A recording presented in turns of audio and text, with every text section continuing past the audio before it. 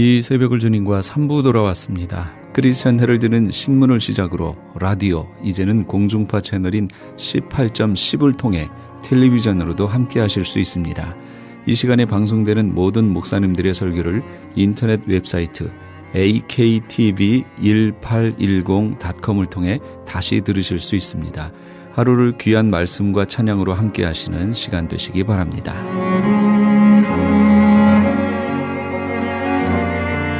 이 시간에는 그라나다 힐 한인교회 백동흠 목사님께서 사무엘상 2장 11절에서 12절까지의 말씀을 본문으로 영적 토양이 된 어머니 한나와 사무엘의 영적 성장이란 제목의 하나님의 말씀 전해주시겠습니다.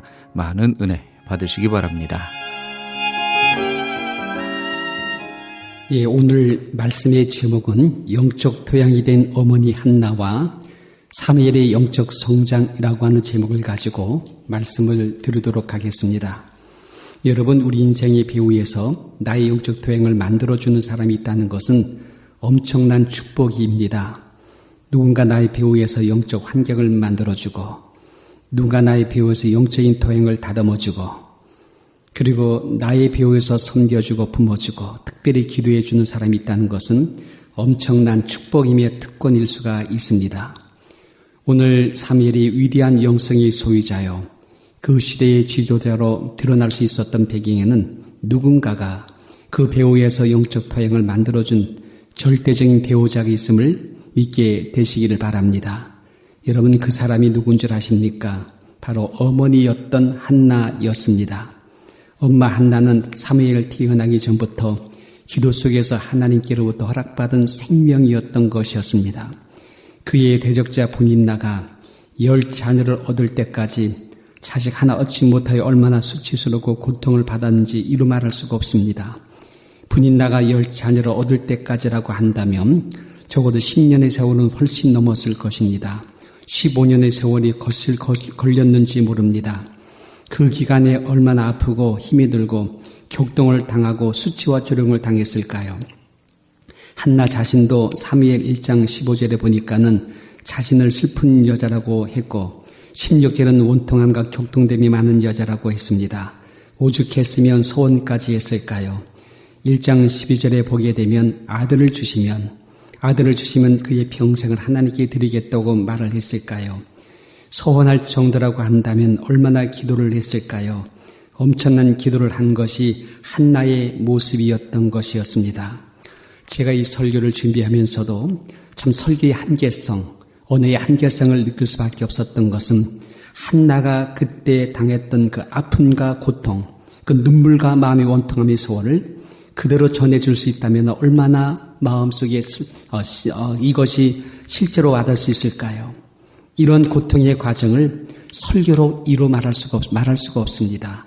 이걸 언어로 표현할 수가 없습니다. 삶을 통하여 그 인생 전반적인 과정을 통해서 엄청난 고통과 아픔의 과정을 하나님께 서원까지 하면서 보낸 것이 한나의 그런 세월이었던 것이었습니다. 여러분, 모죽이라는 대나무 이야기를 아실 것입니다. 이 대나무는 심은 지 1년이 지나고 2년이 지나도 아무런 소식이 없어요. 물을 주고 그리고 또한 가꾸고 그리고 그렇게 그 땅을 갖다가 다듬어 주지만은 전혀 싹날 기미를 보이지 않습니다. 5년이 되어도 싹이 나지 않는다고 말합니다. 근데 5년 지난 어느 날 싹이 나기 시작하는데 하루에 30cm, 50cm씩 자란다고 합니다. 한 달 보름 만에 30m 이상을 자라 우람한 대나무 숲을 이룬다고 합니다. 그럼 5년 동안 이 대나무는 무엇을 했을까요? 겉으로는 보이지 않았는데 내면으로다가 뿌리를 내렸습니다. 자그만치 그 뿌리가 4km, 10리를 뻗어나갔다고 말을 하고 있습니다. 여러분, 사무엘의 엄마는 한나입니다. 사무엘이 태어나기 이전부터 깊이 뿌리 내리도록 기도해주고 품어주고 그 진통과 고통의 세월을 이겨나가면서까지 하나님 앞에 그렇게 울부짖는 것이 사무엘의 엄마 한나이었던 것이었습니다. 이렇게 해서 태어난 아이가 바로 사무엘이었다. 이렇게 말씀을 드릴 수가 있습니다. 근데 여러분, 여기에서 설교가 끝나면 의미가 없습니다. 나와는 상관없는 이야기 됩니다. 그렇기 때문에 여러분 제가 다시 물어봅니다. 여러분 나에게 있어서 한나 같은 분이 있습니까? 누군가 관심을 가져주고 아파해주고 안타까운 마음으로 바라보는 분이 있었습니까? 누가 한나같이 품어주고 소원해주며 기도해주는 분이 있었습니까? 여러분에게 있는지 없는지를 지금 묻고 있는 것입니다. 여러분 한 분을 위해서 태어나기 전부터 그렇게 눈물 뿌리며 기도해주고 그리고 여러분을 위해서 품어주고 그렇게 애써준 분이 있었느냐 없었느냐를 지금 묻고 있는 것입니다. 저는 여러분에게 말합니다. 예수님 아십니까? 예수님께서 말하기를 차라리 너희 엄마는 잊을지 몰라도 라고 말씀하시는 분이 예수님이고 하나님이었습니다. 여인이었지 그 젖먹은 자식을 잊겠으며 자기 태에서 난 아들을 궁히 여기지 않겠느냐. 그들은 혹시 잊을지라도 나는 너를 잊지 아니할 것이다. 말씀을 주고 있는 것입니다. 창세 전부터입니다. 여러분이 모태에서 조성되기 이전부터입니다. 아니 여러분이 태어나서 죄인된 삶을 살고 있을 때 그때부터입니다.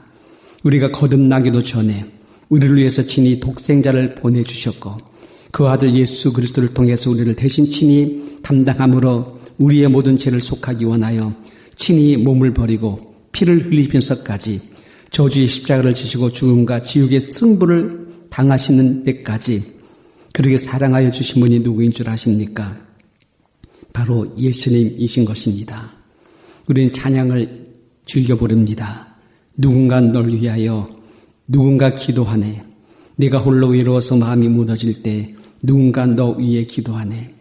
이 누군가를 우리는 단순하게 어떤 사람으로 생각할 때가 많이 있습니다만은 더 근본적으로 들어가게 되면 우리 예수님께서 너를 위하여 네가 버려졌을 때, 네가 홀로 외로워졌을 때, 마음이 무너졌을 때 그 이전보다 훨씬 더 너를 위해 기도하는 것이 우리 예수님의 모습이었던 것이었습니다.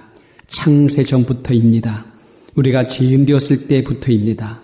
그 주님은 삼위를 품었던 한 어머니같이 우리를 품어주시고 기도해 주시고 우리를 거듭나게 해주시고 우리 영적인 토행을 다 찾아주시고 그리고 성장하도록 이끌어 주신 분이 바로 우리 예수님인 줄 믿게 되시기를 바랍니다. 그러기에 여러분 한 분 한 분은 위대한 가능성이 있다는 것입니다.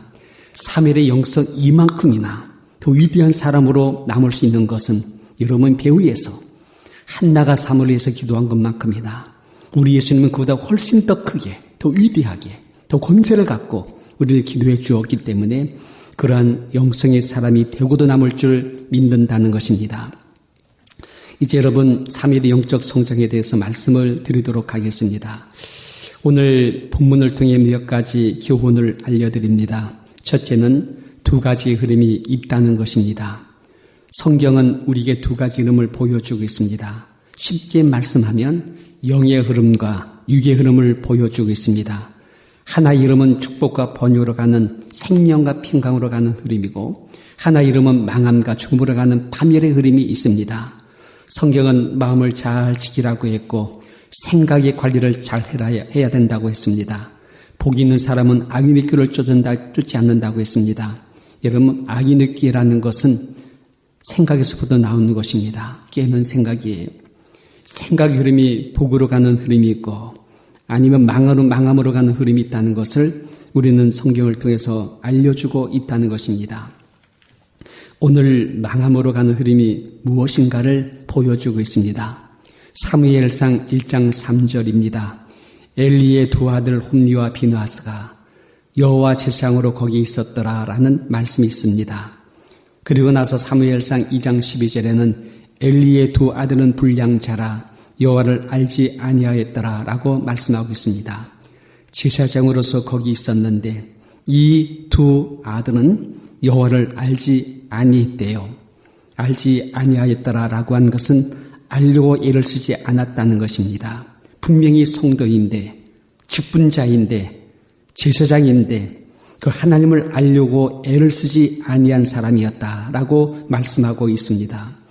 여러분 교회에서 봉사를 하는데 교회에서 귀한 석직을 맡고 있는데 예수님을 알려고 하지 아니하면 그리고 전혀 알려고 관심을 기울이지 않고 그리고 위면하고 있다고 한다면 성경은 말하기를 불량자다라고 말씀하고 있는 것입니다.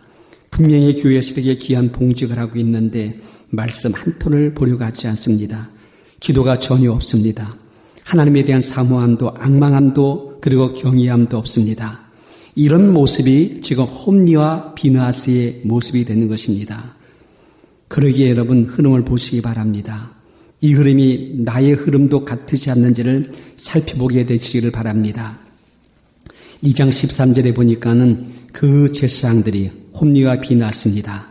그 제사장들이 백성에 행하는 습관이 이러하니 곧 아무 사람이 제사를 드리고 그 고기에 삶을 때에 제사장의 사환이 손에 3살 갈고리를 가지고 와서 그것으로 냄비 하나 소대나 큰 소대나 가마에 찔러 넣어 갈고리에 걸려 나오는 것을 제사장이 자기 것으로 취하되 실로에서 무릇 그곳에 온 이스라엘 사람에게 이같이 하였다라고 말씀하고 있습니다. 사람들이 성도들이 와서 헌물을 드려요. 제물을 드려요. 이 제물을 주님 앞에 올리기 위해서 삶을 때에 제사장들이 사환을 통해서 3살 고리를 갖고 와가지고 그 냄비나 솥에 쿡 찔러가지고 걸려 나오는 것을 자기가 임의롭게 먹는 것이었습니다. 그리고 2장 15절에 보니까는 기름을 태우기도 전에 제사장의 사원이 와서 제사 드리는 사람들에게 이르기를 제사장에게 구워드릴 고기를 내라고 말합니다.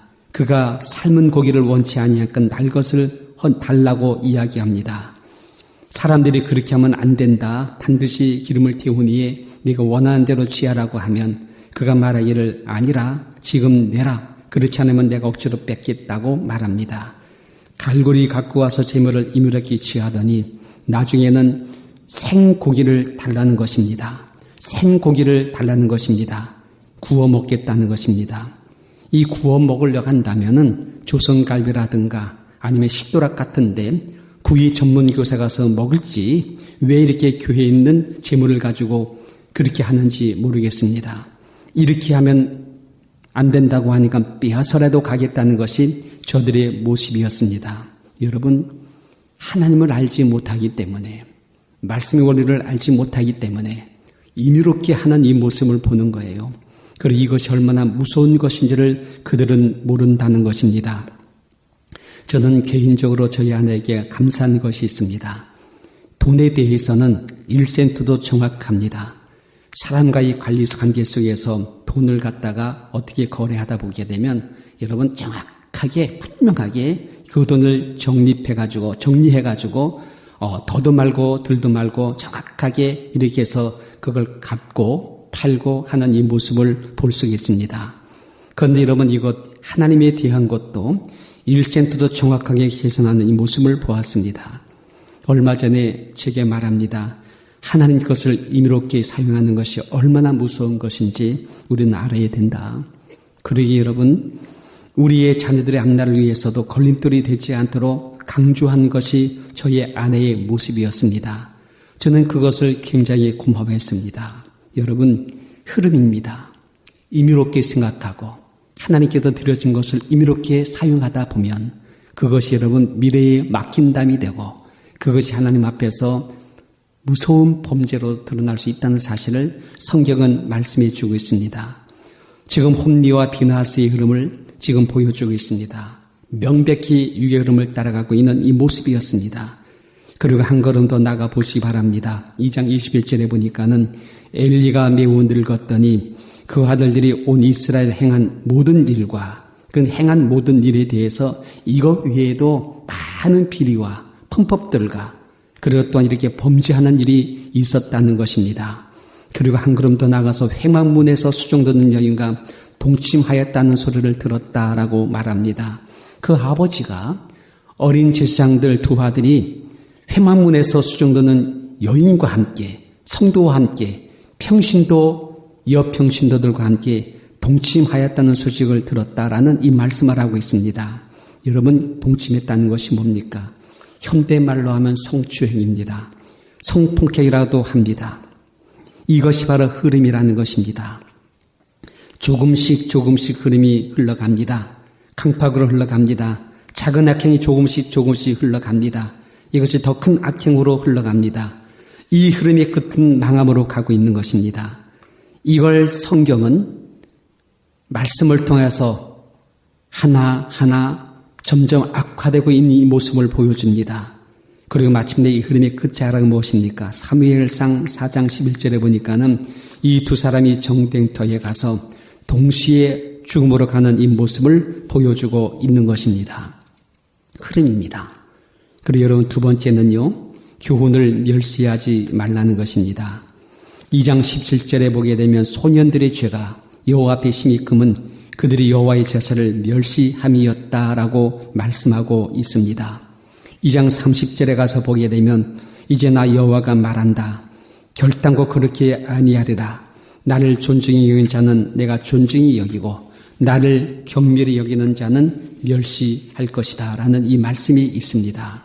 여러분 너무 쉽게 생각하지 말아야 됩니다. 이 은혜의 때, 이 구원의 날, 그 은혜를 갖다가 값없이 싸구려같이 받아들이면 안 된다는 것입니다. 너무 가볍게 생각하지 말라는 것입니다. 지금 여러분들이 예배를 드립니다. 이 예배를 임의롭게 생각하지 말라는 것입니다. 지금 여러분이 갖고 있는 직분과 그리고 봉사하는 것들과 그리고 지금 드려지는 이 헌금에 대해서도 너무 쉽게 생각하지 말라는 것입니다. 여러분 삶의 현장에서 하나님에 대한 여러분의 처세에 대해서 너무 가볍게 생각하지 말라는 것입니다. 경외하십시오. 하나님을 두려워하십시오. 그의 말씀을 드리고 떨림으로 받아들이십시오. 그리고 순종의 흐름을 따라가십시오. 영의 흐름을 따라가는 우리가 되기를 주님 이름으로 축원합니다. 성경 이사야서 33장 6절에는 너희 시대에 평안함이 있으며 구원과 지혜와 지식이 풍성할 것이니 여호와를 경외하는 것이 너희의 보배가 된다라는 이 말씀이 있습니다. 하나님을 경외하는 것이 너에게는 보배다. 진주만큼이나 금은만큼이나 귀한 것이다. 이것이 너희 시대에 너희의 삶에 평안을 줄 것이며 구원과 지혜와 지식이 풍성할 것이며 그리고 가장 좋은 모든 것들 하나님의 은사와 선물이 임할 수 있는 근본적인 토양이 뭡니까? 하나님을 경외하는 것이다 라고 말씀을 드리는 것입니다. 이제 세 번째입니다. 사무엘의 영적 흐름에 대해서 말씀을 드립니다. 2장 11절에 보시기 바랍니다. 우리 한번 같이 읽어봅니다. 엘가나는 라마의 자기 집으로 돌아가고 그 아이는 제사장 엘리 앞에서 여호와를 섬겼더라 라는 이 말씀이 나옵니다. 사무엘이 엘리 제사장 앞에서 여호와를 섬기는 훈련을 배웁니다. 이런 사이에 그 사이사이에 홈리와 비나스에 대한 이야기를 하고 있습니다. 홈리와 비나스는 점점 악행으로 흘러가고 있을 때에 사무엘은 그 엘리 제사장 앞에서 하나님을 섬기는 훈련을 배우더니 조금 지나가 보기 바랍니다. 2장 18절에는 이런 말씀이 있습니다. 같이 읽어봅니다. 사무엘이 어렸을 때에 세마포 에봇을 입고 여호와 앞에 섬겼더라. 여러분 여기에서 11절과 18절 말씀에 한 가지 빠진 것이 있습니다. 그게 뭔지 아십니까? 제사장 앞에서 여호와를 섬겼던 사무엘이 18절에 와서 보니까는 제사장이 없습니다. 어렸을 때에 세마포 에봇을 입고 여호와 앞에 섬겼더라 말씀하고 있습니다. 엘리가 빠져 있습니다. 이제 사무엘은 엘리가 없어도 엘리에게 훈련받은 그것을 스스로 경건 훈련하고 있는 이 모습을 보여주고 있습니다. 이것이 바로 성장이라고 하는 것입니다. 어제까지는 누군가에 의해서 교회에 왔습니다. 그런데 오늘은 스스로 오고 있습니다. 어제까지 누구를 통해서 봉사를 섬겼습니다. 그런데 오늘은 스스로 봉사하는 일을 섬기고 있습니다. 이것이 영적인 성장이 되는 것입니다. 이제 한 걸음 더 나가서 2장 26절에 보니까는 아이 사무엘이 점점 자라면서 여호와와 사람에게 은총을 받더라라는 이 말씀이 있습니다. 하나님도 공감하십니다마는 사람들도 다 공감을 하고 있습니다. 인정을 하고 있습니다. 사무엘을 보면서 칭찬해주고 그를 굉장히 이렇게 높이는 이 모습을 보고 있습니다. 하나님께 은총 받는 이 모습이 자라면서 확대돼가면서 보여주고 있는 이 모습을 보고 있는 것입니다. 그 다음 3장에 넘어오니까는 마침내 하나님 음성을 듣는 사무엘의 모습을 보게 됩니다. 3장 3절과 4절의 말씀입니다. 하나님의 등불이 아직 꺼지지 아니었으며 사무엘이 하나님 궤에 있는 여호와의 전 안에 누웠더니 여호와께서 사무엘을 부르시는지라 그가 대답하되 내가 여기 있나이다 라고 말씀하고 있습니다.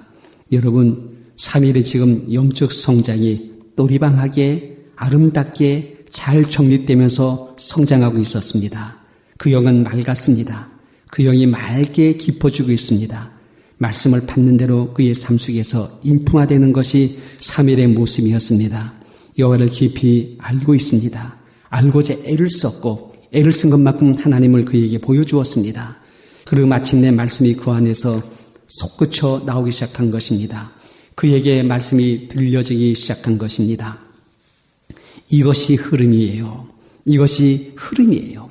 이 흐름은 영적 성장이 차근차근 이루어지고 있고 영적 성각이 조금씩 잘 정립되어 가는 이 모습을 보여주고 있는 것입니다. 여러분, 산다는 것, 세월을 흘러가게 한다는 것은 그냥 가는 것이 아닙니다. 이 사무엘이 그렇게 잘 이 흐름을 따라서 성장하고 있는 동안에 홈리와 비느하스는 점점 악화되고 있습니다.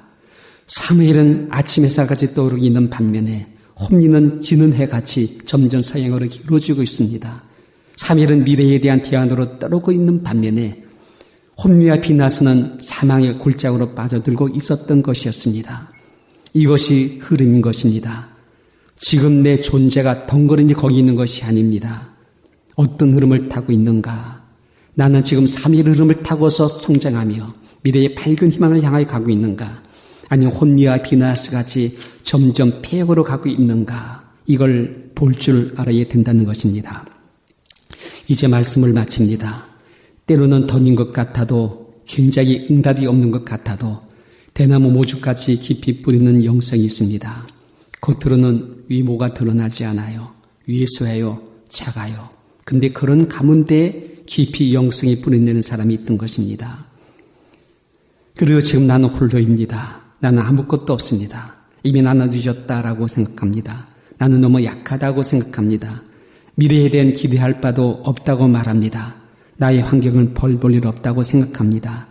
나의 처지와 형편을 당신이 나를 보시면 아실 것입니다. 나는 끝났습니다. 이제 나는 나이도 많이 들었습니다. 늙었습니다.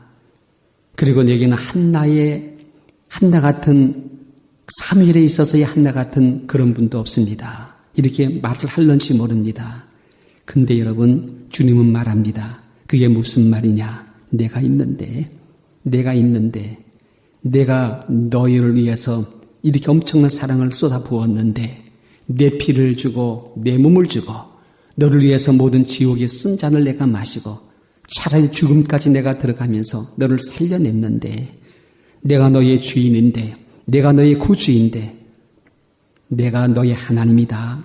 내가 너를 붙들어 준다. 내가 너와 함께한다. 내가 너를 사랑한다. 이미 창세전부터 너를 택했다. 네가 모태에서 출생되기 이전에 네가 죄인 되었을 때에 내가 너를 사랑하고 너를 위해서 내가 엄청난 기도를 하고 있는 것이 한나가 사무엘을 사랑했던 것보다 훨씬 더 내가 많이 사랑해주고 기도해주고 있지 않느냐. 지금도 너를 위해서 탄식하며 내가 기도해주고 있다라고 말씀을 하고 있는 것입니다. 여러분, 염려하지 마세요. 우리의 상황은 생각보다 좋습니다. 우리의 배경은 생각보다 너무 좋아요. 우리 영적인 토양은 예수님과 그의 복음과 그의 오신 보혜사 성령님을 통해서 우리 가운데 이루어지고 있는 것입니다. 우리 주님은 한나가 사무엘을 사랑한 것보다 훨씬 더 많이 더 크게 그렇게 우리 하나하나를 사랑하고 기도해주고 있음을 믿게 되시기를 바랍니다. 이제 여러분 생각을 바꾸세요. 마음을 지키세요. 한나가 사무엘을 그렇게 사는 것보다 더 크게 주님이 나를 사랑하는구나. 그 주님이 나의 영적 토양을 만들어주고 그리고 그 위에서 나를 영적인 성장을 이뤄가도록 성령님께서 도와주고 있구나 라는 생각을 갖게 되시길 바랍니다. 사무엘같이 영적인 흐름을 따라 차분하게 밖에서 들리는 쓸데없는 소문 소리를 다 닫아버리시고 깊은 영으로 들어가 영의 흐름을 따라 아름답게 성장하는 우리가 되기를 주님 이름으로 축원합니다.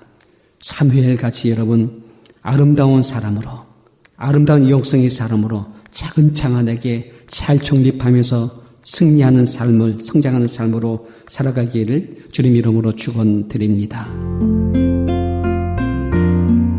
지금까지 그라나다 힐 한인교회 백동흠 목사님께서 귀한 하나님의 말씀 전해주셨습니다. 그라나다 힐 한인교회는 만 341 우들리 애비뉴 그라나다 힐에 위치하고 있습니다. 이 시간 방송 들으시고 신앙상담을 원하시는 분은 전화 818-360-1339 818지역 360-1339번으로 문의하시기 바랍니다. 시민권 신청, 부모님, 배우자, 자녀 영주권 신청, 취업이민, 종교이민, 학생비자, 신분 변경, 추방유예, 결혼, 공증. 인생이 달린 이 모든 일 어디에 맡겨야 할까요? 한인타운 연장자 센터의 모츠기관인 주눈사랑채 이민법률센터에 맡기세요. 21년 이민법 경력의 박창영 이민국 공인변호인이 성심을 다해 도와드립니다. 올림픽과 윌튼 323-735-7888 323-735-7888.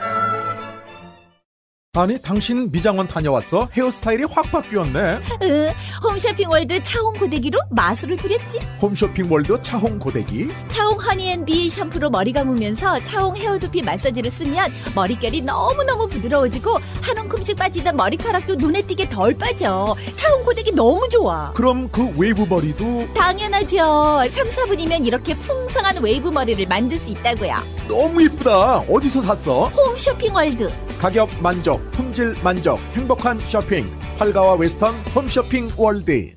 안녕하세요. 폴선입니다. 건강보험 회사들의 플랜이 해마다 바뀌는 것 아시죠? 10월 15일부터 12월 7일까지 새로운 보험에 가입하거나 변경하여 본인에게 적합한 플랜을 찾아야 합니다. 메디케어만 갖고 계신 분, 어드밴테이지 플랜을 갖고 계신 분은 무료 상담 받으세요. 수호천사보험 시니어 전문 보험 라이센스 에이전트 폴선 213-503-6897 213-503-6897. 상담은 주 7일 오전 8시부터 오후 8시까지 TTY 1800-735-2929.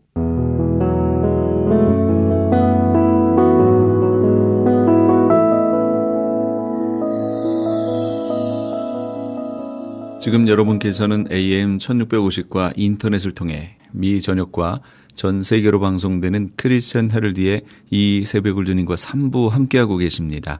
방송 시간과 설교 편성표는 크리스천 헤럴드 신문 주간 편성표나 홈페이지 aktv1810.com에서 확인하실 수 있습니다.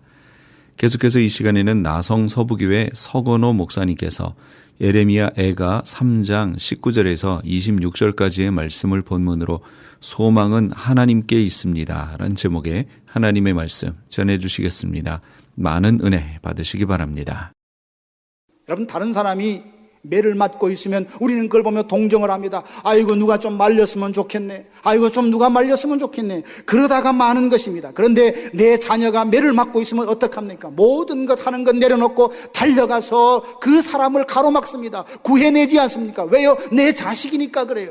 예레미야도 얼마든지 강 건너 불궁하듯이 이 민족은 그렇게 징계를 받아도 싸다며 그들의 죄의 결과로 맞는 것이라고 얼마든지 방관할 수 있습니다. 하나님 주신 음성을 그냥 전하기만 하고 끝이라고 할 수 있었지만 예레미야는 그렇게 할 수 없었습니다. 그 나라를 그렇게 사랑하셨거든요. 나라가 어려움을 당했습니다. 정치인을 비난할 수 있죠. 정책을 비난할 수 있습니다. 누구 때문이다, 무엇 때문이다 말할 수 있지만 그것을 마치 내 책임인 것처럼, 내 몫인 것처럼 그 나라를 끌어안고 기도하는 사람은 점점 사라지는 이 시대가 아니던가요? 안타까운 마음으로 눈물로 예레미야는 기도합니다. 그래서 예레미야의 별명이 눈물의 선지자가 되었습니다. 예레미야는 유다의 고통을 보면서 나라와 민족의 고통을 자신의 아픔으로 받아들이고 하나님의 진노하려는 유다를 보며 내 소망이 하나님으로부터 끊어졌다 이렇게 탄식하며 그 나라의 회복을 위하여 기도하고 있습니다. 예수님이 그렇게 사시지 않으셨습니까? 환자들을 보면서 스프랑크니즈마이, 그 창자가 끊어지는 것 같은 민망한 마음으로 그 아픈 사람의 마음을 공감하셨던 예수님이 아니십니까? 부활이요 생명이신 그분은 죽은 자도 살려내시는 하나님이십니다. 그런데 나사로의 무덤 앞에 가서 그 오라비를 읽고 슬퍼하는 자매를 바라보면서 예수님도 눈물을 흘리셨어요. 나사로야 나오라 부르면 죽은 자도 살려내시는 능력이 있는 예수님에도 불구하고 그 오라비를 잃은 슬픔하는 그 두 자매의 마음을 공감하시면서 눈물을 흘리셨던 예수님이 아니십니까? 모든 인류에게 주어질 그 저주를 한 몸에, 자기 몸에 다 짊어지신 분이 예수님이 아니십니까? 모세가 산에 올라가서 내려오지 않습니다. 40일이 지났습니다.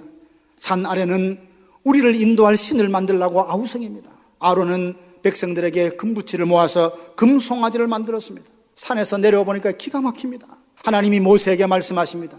내가 이 모든 백성들을 다 쓸어버리고 진멸해버리고 너를 통해서 새로운 민족을 일으키겠다라고 했을 때에 모세는 뭐라고 대답했습니까? 주님, 이 민족을 용서해 주옵소서. 이 민족을 용서해 주옵소서. 그렇지 아니하시려면 주께서 기록한 거기에 내 이름을 지워달라고 그렇게 기도하고 있습니다.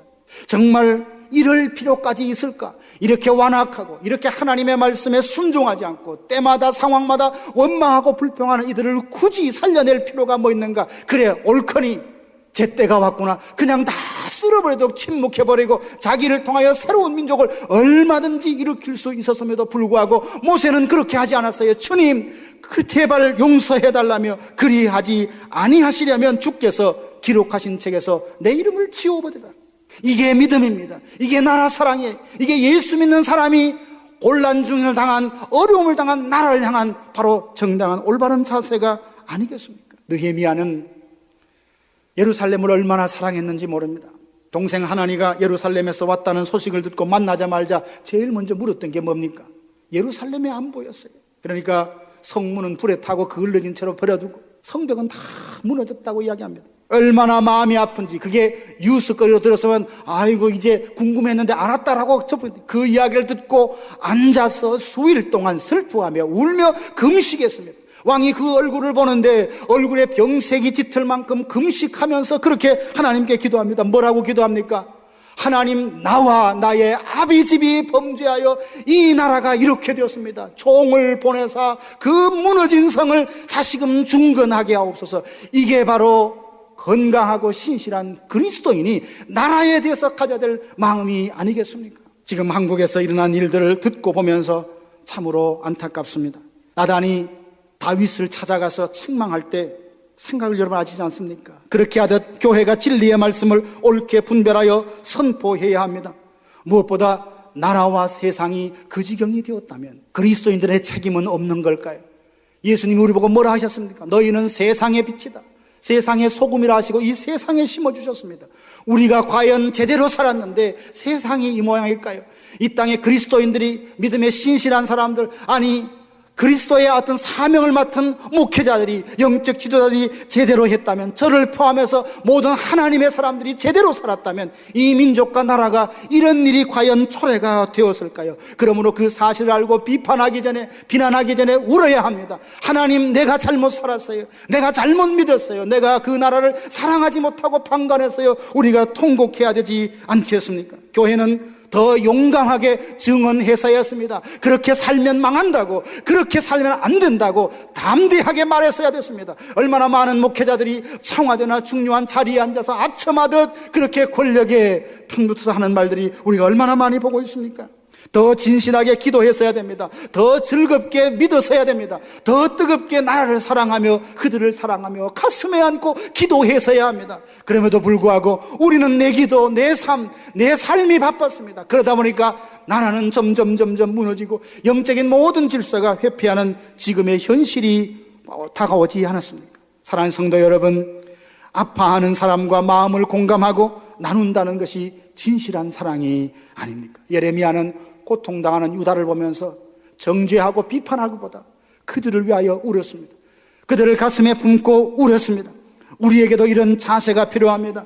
교회에 어려움이 있으면 무엇 때문에 어렵다, 누구 때문에 어렵다 얼마든지 분석하고 말할 수 있습니다. 그러나 내가 하나님 앞에 아간처럼 범죄한 것 때문에 이 교회가 부흥이 멈추어진 것은 아닐까, 하나님이 마음에 답답한 건 아닐까, 가슴을 치며 자기를 돌아보고 정과 욕심을 십자가에 고백하는 이 결단이 날마다 십자가 앞에 되어지는 이런 진정한 회복이 하나님이 원하시는 부흥의 역사가 아니겠습니까? 예레미야처럼, 느헤미야처럼, 예수님처럼, 모세처럼 나 하나 편하다고 아무런 도전도 아무런 의식도 없는 것이 아니라 우리 마음에 이 나라를 가슴에 품고 교회를 품고 하나님의 사람들을 가슴에 품고 눈물로 기도하는 진정한 기도가 우리 가운데 회복되기를 주님의 이름으로 축복합니다. 두 번째는 하나님께 소망을 들고 살자. 하나님이 소망이다고 이 예레미야가 백성들에게 외치고 있습니다. 고통스러운 현실이 있어도 수많은 사람들의 핍박과 환난이 있어도 하나님께 소망을 두고 사는 것은 이런 삶이다.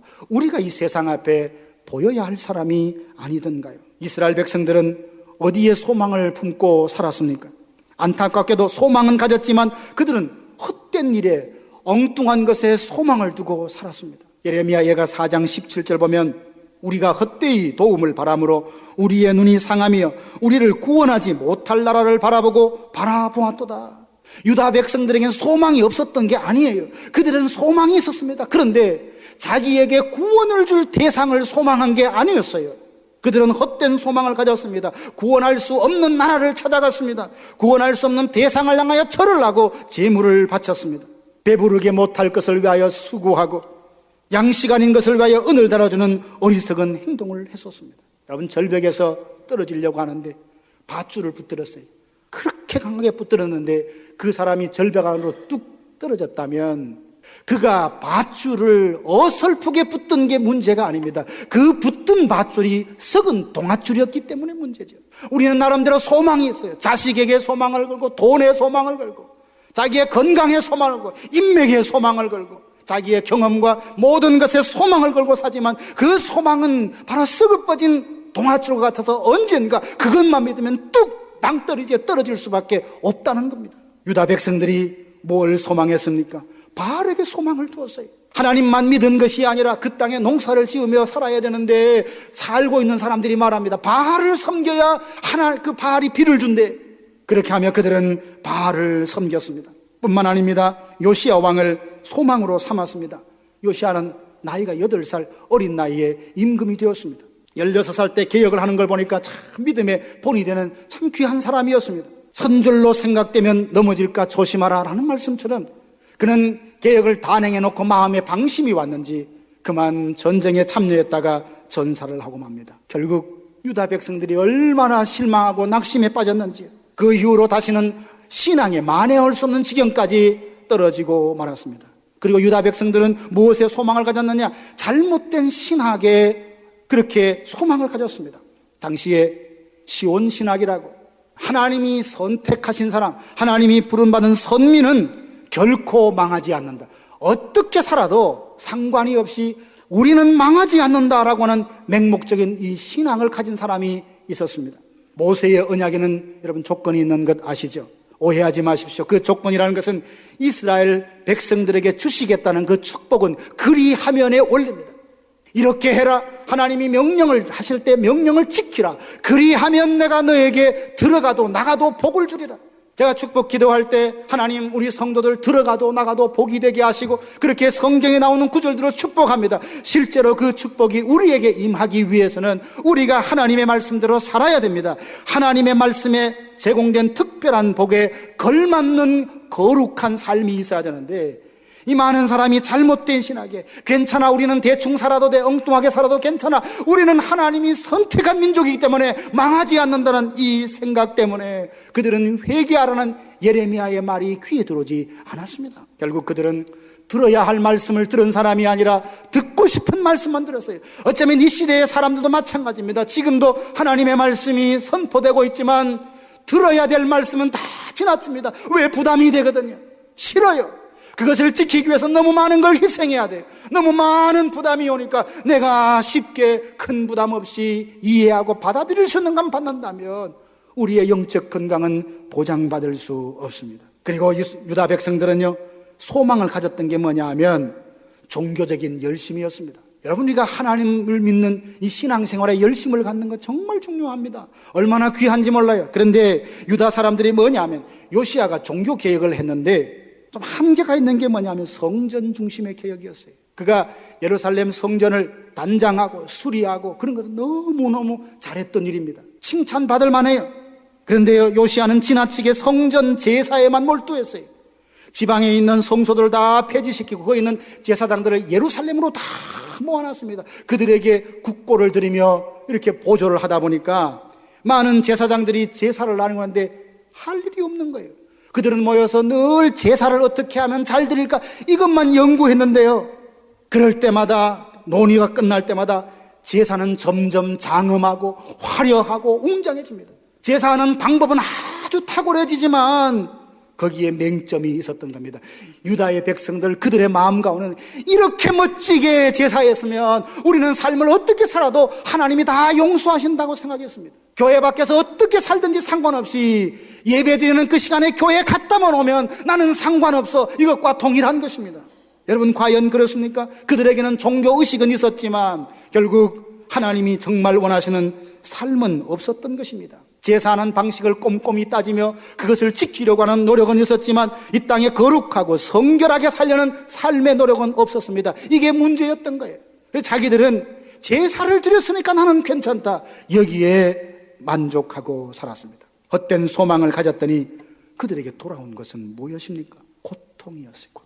20절 22절 보면 내 마음이 그것을 기억하고 내가 낙심이 되오나 이것을 내가 내 마음에 두었더니 그것이 오히려 나의 소망이 되어 사오면 여호와의 인자와 긍휼이 무궁하심으로 우리가 진멸되지 아니합니다. 감사한 것은 유다 백성들은 끝까지 자기 길이 옳다고 갔는데, 그래서 끝을 만났어요. 고통을 만났어요. 그런데 그 끝에서 하나님의 새로운 시작을 보게 된 거예요. 하나님의 인애하심과 하나님의 긍휼하심은 무궁하시다는 거예요. 나는 하나님 앞에 포기된 줄 알았고 끝인 줄 알았고 여기에 마지막인 줄 알았는데 하나님의 인자와 긍휼은 무궁하셔서 거기서 새롭게 시작하는 하나님을 만난 거예요. 그래서 그래, 하나님이 소망이지, 하나님의 긍휼과 인애하심이 소망이지, 이걸 이스라엘 유다 백성들에게 지금 예레미야가 전하고 있는 것입니다. 사랑하는 성도 여러분, 우리에게도 소망이 있지 않습니까? 우리가 다 소망이 있어요. 그런데 그 소망이 바알 숭배와 같은 것이라면, 종교적인 열심이라면, 어떤 사람에 대한 소망이라면 그건 우리에게 진정한, 우리가 정말 꿈꾸는 미래를 안겨다 줄 수 없습니다. 그러나 우리의 소망을 하나님께 둔다면 그 하나님의 인애와 긍휼은 무궁하시기에 우리가 끝을 본다 할지라도 그 끝에서 새롭게 시작하게 하시는 하나님의 능력을 만나게 될 것입니다. 그래서 성경이 우리에게 뭐라고 말합니까? 하나님이 너희의 소망이다, 하나님이 너희의 진실한 소망이라 라고 말하고 있습니다. 다윗이 고백합니다. 나의 영혼아 잠잠히 하나님만 바라라. 나의 소망이 그에게로부터 오느니라. 야곱의 하나님으로 자기 도움을 삼으며 여호와 자기 하나님에게 소망을 두는 자는 복이 있다라고 말씀했습니다. 사랑하신 여러분, 정함이 없는 재물에 소망을 두지 마십시오. 재물 있어야 됩니다. 그거 필요 없다는 것 아니에요. 그러나 그것이 우리 인생의 모두고 전부가 아니에요. 그것 얻기 위해서 신앙 포기하면 안 됩니다. 그거 얻기 위해서, 쟁취하기 위해서 하나님 마음에 근심을 들이면 안 돼요. 언젠가 그걸 얻고 하나님을 잃어버리면 모두 다 잃게 되며 탄식하고 고통하는 그 현실이 우리의 현실이 될 수 있다는 걸 알아야 합니다. 내 영혼아 내가 어찌하여 낭망하느냐, 내가 어찌하여 불안하느냐, 너는 하나님을 바라라. 내 얼굴을 도우시는 내 하나님을, 살아계시는 내 하나님을, 너는 너의 하나님을 바라라. 저와 여러분에게 진실한 그 진정한 소망이 하나님이 우리의 소망이 되기를 주님의 이름으로 축복합니다. 세 번째로는요, 진정한 소망이 정말 하나님께 있다면 우리는 어떻게 해야 합니까? 내 있던 자리에서 일어나 하나님께로 돌아가야 합니다.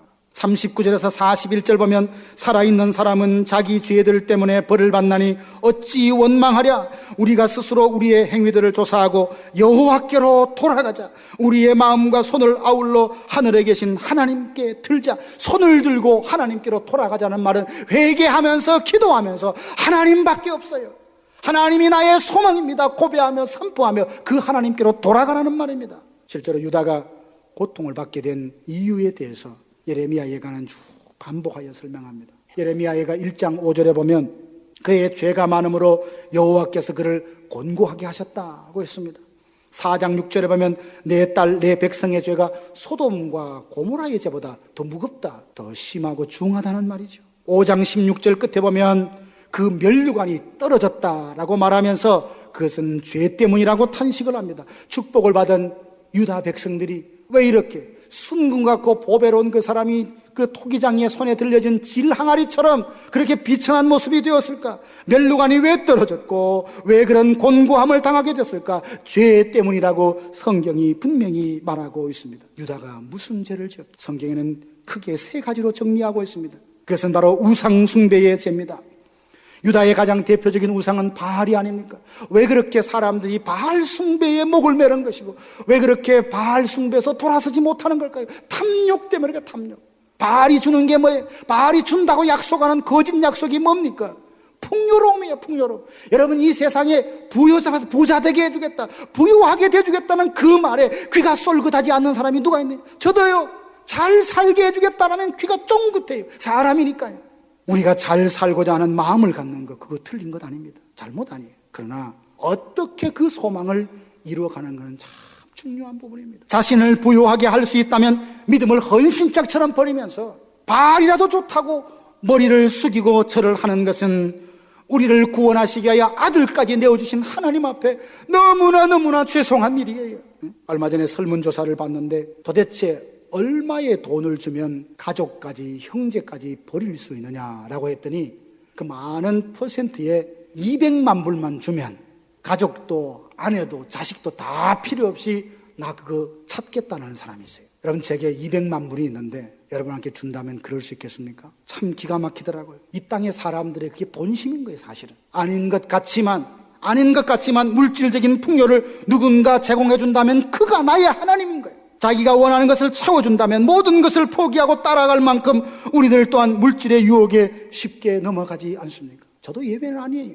그래서 유다 백성들은 그렇게 음란하게 바알을 숨기면서도 그 숭배의 역사가 타락이었고 고통이었다 할지라도 쉽게 돌아서지 못하는 게 인간의 탐욕 때문에. 여러분, 돈 버는 게 쉽습니까? 얼마나 어려워요. 쉽게 번다는데 거기에 절 한번 하면, 거기에 내 신앙의 정주 한번 팔면 수없이 많은 재물과 풍요로움을 준다는데 유혹에 안 넘어갈 사람이 누가 있냐고요. 이게 바로 유다의 약함이었습니다. 뿐만 아니라 그들은 얼마나 음란했는지 모릅니다. 예레미야 5장 8절에 보니까 색정을 이기지 못해 자기 이웃의 아내를 찾아다닌다. 정말 강대상에서 표현할 수 없는 민망한 표현들이 나와요. 얼마나 음란했으면 발정난 들 암나귀처럼 이웃의 아내들과 동침하기 위해서 헐떡거리며 다니는 시대가 바로 그 시대였어요. 북왕국 이스라엘은 어땠습니까? 창기 하나를 두고 아버지와 아들이 함께 동침하는 이 기가 막힌 현실이 바로 일반적인 현상이 될 만큼 그렇게 음란했다고요. 저와 여러분이 하나님이었다면 벌써 그 세상은 끝이 났겠죠. 오래 참으시고 그래도 돌아올까 기다렸던 하나님이기에 그때까지 참으신 것이 아니겠습니까? 유다의 또 다른 죄는 거짓말이었습니다. 예레미야 6장 13절 보면 그들이 가장 작은 자로부터 큰 자까지 탐욕을 부리며 선지자로부터 제사장까지 다 거짓을 행함이라. 백성들의 마음이 탐욕으로 다 빼앗겨서 거짓말을 하는데, 거짓을 행하는데 처음에는 미안했어요. 내가 이렇게 하면 되나? 그러다가 잘못을 하고 죄를 짓는데 징벌이 없어요. 누구 하나 말하는 사람이 없어요. 모르나 보다 이래서 시간이 지나니까 거짓을 행해도 전혀 마음의 가책을 느끼지 않는 이런 사람이 돼버리고 만 겁니다. 문제는 백성들만 그랬던 게 아니에요. 선지자들, 제사장들도 마찬가지였습니다. 예레미야 5장 30장 31절 보면 이 땅에 무섭고 놀라운 일이 있도다. 선지자들은 거짓을 예언하며 제사장들은 자기 권력으로 다스리며 내 백성은 그것을 좋게 여기니 마지막에는 너희가 어찌 되려느냐. 당시의 선지자들은 하나님의 말씀을 예언하고 선포하는 사람 아닙니까? 그 입에 먹을 것을 주면 기분 좋다 하하하 평강을 외칩니다. 그 입에 맛있는 걸 주지 않으면 뭐라고 말합니까? 전쟁을 예비시키며 저주를 선포합니다. 저주와 축복의 근거가 뭡니까? 내 입을 만족시키라는 거예요. 나를 만족시키고 나에게 잘하면 내가 너에게 축복 줄게. 이게 바로 타락된 제사장과 선지자의 당시의 모습입니다. 그러니까 누가 그 앞에 가서 그가 말하는 말이 하나님의 말씀인 줄 알고 순종하겠습니까? 그러니까 한두 사람이 아니라 총체적으로 타락의 길을 걷게 된 것입니다. 참 이런 걸 생각하면 얼마나 무서운지 몰라요. 유다 백성들이 고통을 받게 된 이유가 바로 소돔과 고모라 사람들보다 더 무거운 죄악 때문이라고 했습니다. 여러분, 우리가 살고 있는 이 시대가 그 시대가 다릅니까? 이 시대가 그 시대보다 덜 음란합니까? 그렇지 않을 것입니다. 얼마나 음란한지 우리는 예수 믿는 사람들만 교제하고 늘 신앙생활 하니까 세상이 얼마나 타락하고 얼마나 엄청난지 사실은 정확히 모릅니다. 그러나 가끔 통계치를 보면 깜짝 놀랍니다. 누가 이거 조작한 것 아닌가라고 착각할 만큼 얼마나 세상이 음란한지 몰라요. 그래서 이런 곳에서 돌아가는 것, 이런 것에서 하나님께로 돌아가는 것, 이게 진짜 소망을 누리는 바로 삶이라는 것입니다. 그러면 하나님께 돌아간다는 것은 가증한 것, 우상을 버리는 거예요. 창세기 35장 2절을 보니까 야곱이 곤고한 삶을 정리하고 하나님을 만나러 베델로 가는데 자녀들에게 그렇게 말을 합니다. 이방 신상을 다 버리고 다 버리고 자신을 정결하게 하고 의복을 바꾸어 입어라. 이 말을 했다는 것은 야곱이 지금 가족들 안에 누구누구는 암암리의 우상을 지금 섬기고 있을 것이라는 것을 염두에 두었단 말입니다. 정말 새카맣게 몰랐다면 이런 말을 할 필요가 없잖아요. 베델에 올라가면서 우상을 다 버리라고 하는 말은 은연중에 우상을 섬기는 가족이 있다는 걸 알았다는 거예요. 여러분, 실제로 죄를 짓고 있는 걸 알면서도 그것이 죄라고 늘 말해줄 거라고 생각하면 안 돼요. 누가 자기를 책망하는데 아멘하며 그것을 받아들여서 자기 삶을 고칠 사람이 누가 있습니까? 칭찬 듣고 싶어하고 복된 이야기 듣고 싶어하지, 자기의 삶, 죄를 지적하는 사람 아무도 좋아하지 않습니다. 우리 스스로 이 말씀 앞에 깨달음을 갖고 내가 하나님 싫어하는, 하나님보다 더 귀하게 여긴 것 같다면 다 내려놓고 하나님의 전에 와야 하나님이 만나 주실 줄로 믿습니다. 사무엘상 7장 3절에 보면 사무엘이 이스라엘 백성들을 위해서 기도하겠다고 미스바로 사람을 다 모았어요. 모을 때 조건을 달았어요. 만일 너희가 전심으로 하나님께 돌아오려거든 이방 신들과 아스다롯을 너희 중에서 제거하고 너희 마음을 하나님께로 향하여 그만 섬기라 라고 되어 있어요. 여러분, 단어 하나가 얼마나 중요합니까? 그를 섬기라와 그만 섬기라는 것은 하늘과 땅 차이예요. 바알도 섬기고 하나님 섬기고, 그건 그를 섬긴다니 하나님의 기쁨이 아니에요. 그만 섬기는 거예요. 나는 하나님 한 분밖에 없습니다. 내 인생의 모든 것을 해결하실 생수의 근원은 하나님 한 분밖에 없습니다. 이 믿음으로 살아갈 때 하나님 그 인생 책임져 주지 않겠습니까?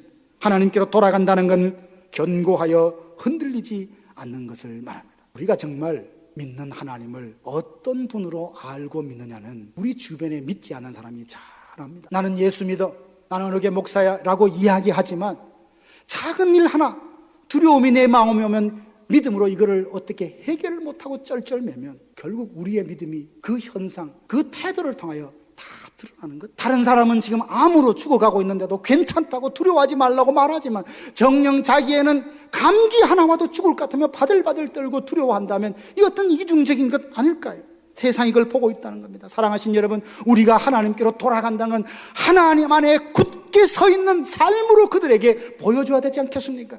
나성 서북의 성도들은 하나님 안에 굳게 서 있는 것이 뭔지, 세상의 어떤 바람에도 흔들리지 아니하고, 아니 흔들릴 수는 있어도 넘어지지 않는 굳센 믿음의 뿌리를 깊이 내리고 하나님을 섬기는 사람이라 온 LA가 알고, 온 미주가 알고, 온 세계가 알고, 천사들이 알게 되는 이런 날이 오기를 주님의 이름으로 축복합니다. 그리고 하나님께 돌아간다는 것은 묵은 땅을 갈아엎는 겁니다. 예레미야서 4장 3절 보면 너희 묵은 땅을 갈고 가시던 물에 파종하지 말라라고 했습니다. 여기에 묵은 땅이라는 것은 오랜 죄악된 습관입니다. 고쳐야지, 돌아서야지. 그렇게 하루에도 수십 번 이야기하지만 여전히 그 죄악된 길에 있어서는 우리는 하나님 앞에 온전히 돌아감이 아니라는 거예요. 사랑하는 성도 여러분, 하나님은 소망의 하나님이십니다. 하나님은 소망을 주시는 분이에요. 하나님께로 돌아가십시다. 소망의 하나님이 모든 기쁨과 평강을 믿음 안에서 우리에게 충만하게 하셔서 성령의 능력으로 소망이 넘치게 하실 줄로 믿습니다. 이 세상에 소망 두지 마십시다. 흔들리는 갈대와 같은 인간에게도 소망 두지 마십시다. 정함이 없는 재물에도 소망을 두지 맙시다. 오직 하나님께만 소망을 둔다면 나는 내 인생의 끝을 만난다 할지라도 여호와의 인애와 긍휼이 무궁하심으로 내 인생의 끝에서 새롭게 시작하시는 하나님을 만나게 될 것입니다. 우리가 찢김을 받아서도 싸매어 주실 것이고 다시는 버려진 자로 살아가는 것이 아니라 쑥과 담즙과 같은 고통스러운 삶이 아니라 하나님 안에서 진정한 평강을 누리며 구원의 은혜를 주신 그 하나님의 이름을 세상에 선포하며 더 나은 본향을 향하여 한 걸음 두 걸음 믿음의 순례를 걸어가는 저와 여러분들 되기를 주님의 이름으로 축원합니다. 지금까지 나성 서부교회 서건호 목사님께서 하나님의 말씀 전해주셨습니다. 나성 서부교회는 하나님께 기쁨이 되는 교회라는 비전 아래 영적 생명력이 넘치는 교회, 예수님을 닮아가는 교회, 영적 리더십을 발휘하는 교회를 추구하고 있습니다.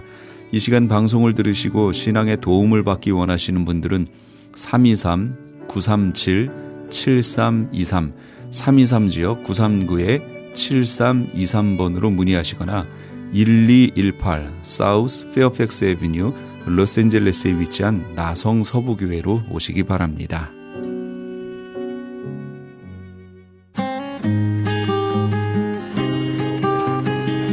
교계 게시판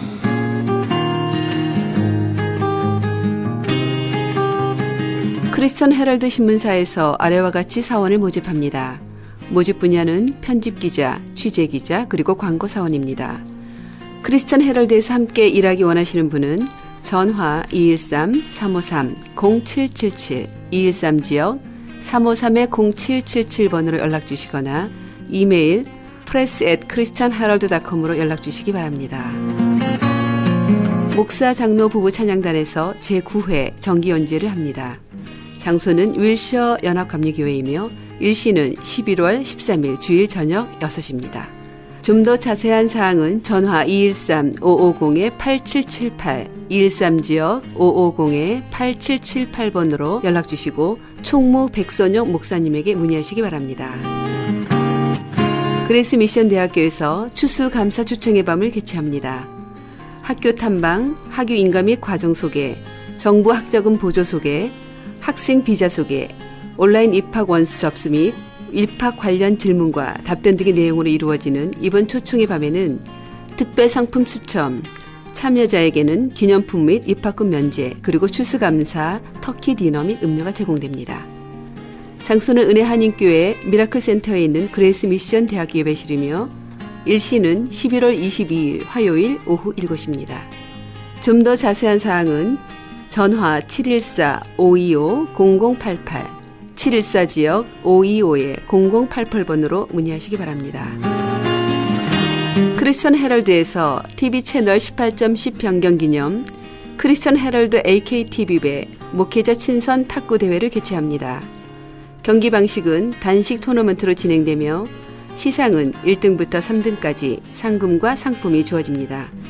참가비는 개인당 50불이며 협찬 수익금은 홈리스 사역에 사용됩니다.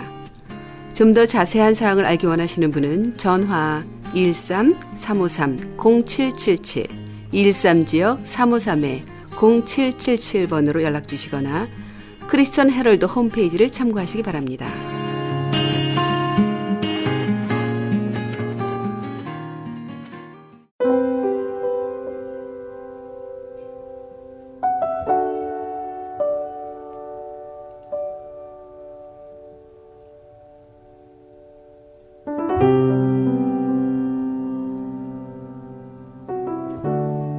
그러므로 예물을 제단에 드리다가 거기서 내 형제에게 원망 들을 만한 일이 있는 줄 생각나거든 예물을 제단 앞에 두고 먼저 가서 형제와 화목하고 그 후에 와서 예물을 드리라.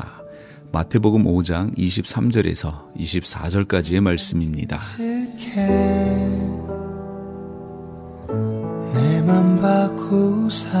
우리 주님께서 말씀하신 복음의 핵심이나 사랑의 원칙이라고 할 수 있는 용서의 조건은 이 땅에서의 화해가 우선되는 것입니다.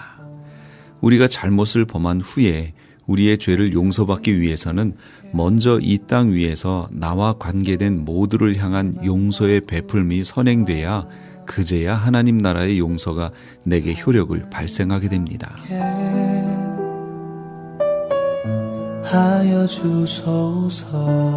아직도 용서치 않은 마음이 삶을 주장하고 있습니까? 먼저 가서 형제와 화목하고 그 후에 와서 예물을 드리라고 말씀하신 우리 주님의 음성에 반응하시는 그런 하루가 되시기 바랍니다. 지금까지 크리스천 헤럴드 방송에서 보내드린 이 새벽을 주님과의 정령철이었습니다. 고맙습니다.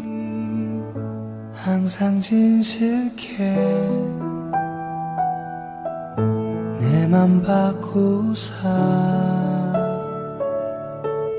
하나님 닮게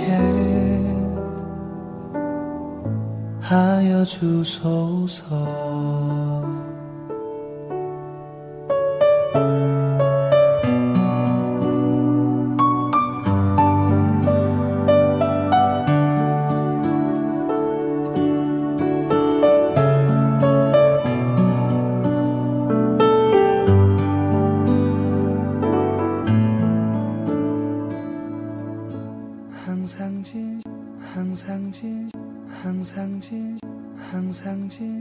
항상